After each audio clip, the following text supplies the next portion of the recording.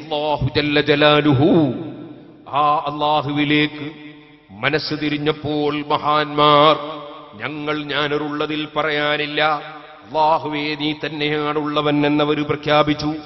അവർ ചിലപ്പോൾ പറഞ്ഞു ഹാ ഹൂ ഹീ ഹൈ, ഹാ അറിയണം, ഹൂ അവൻ, ഹീ പറയണം, ഹൈ അവനെന്നും ഹയാത്തുള്ളവനാണ്, അവനെന്നും ഹയാത്തുള്ളവനാണ്.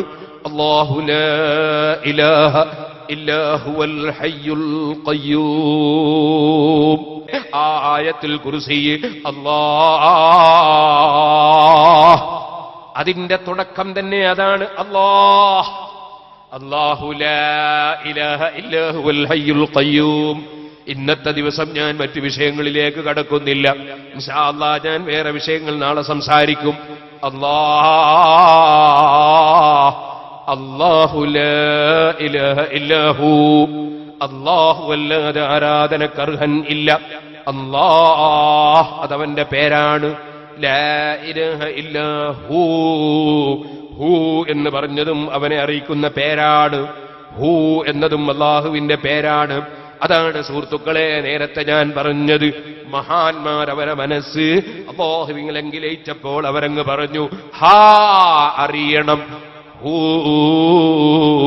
ഹാ ഹീ ഹൂ ഹൈ, ഹാ ഹൂ ഹീ ഹൈ, ഹാ അറിയണം, ഹൂ അല്ലാഹു ലാ ഇലാഹ ഇല്ലാ ഹൂ. അല്ലാഹ് അവൻ തന്നെ പറഞ്ഞ പേരാണ് ഹൂ എന്നത്. അല്ലാഹ് എന്നാണ് അതിന് ഉദ്ദേശിക്കുന്നത്. അല്ലാഹ് ഹീ പറയണം, ഹൈ അവനെന്നും ഹയാത്തുള്ളവനാണ്.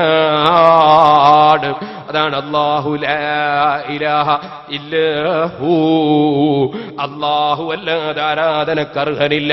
അൽ ഹയ്യുൽ ഖയ്യൂം അവനെന്നും ഹയാത്തുള്ളവനാണ്. അൽ ഖയ്യൂം അവനെല്ലാ കാര്യങ്ങളും ഭരിച്ചുകൊണ്ട് നോക്കി നടക്കുന്നവനാണ്.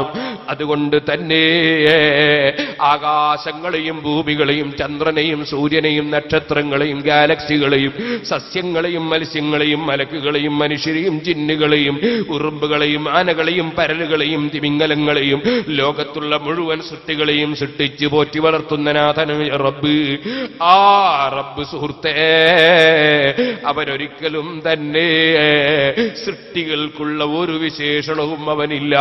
സൃഷ്ടികളോടൊരു വിഷയത്തിലും അവൻ തുല്യനല്ല. അവൻ തന്നെയാണ് യഥാർത്ഥത്തിലുള്ളവൻ.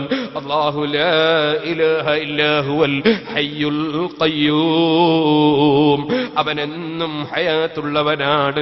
അവനെല്ലാം അടക്കി ഭരിച്ചുകൊണ്ടിരിക്കുന്നവനാണ്.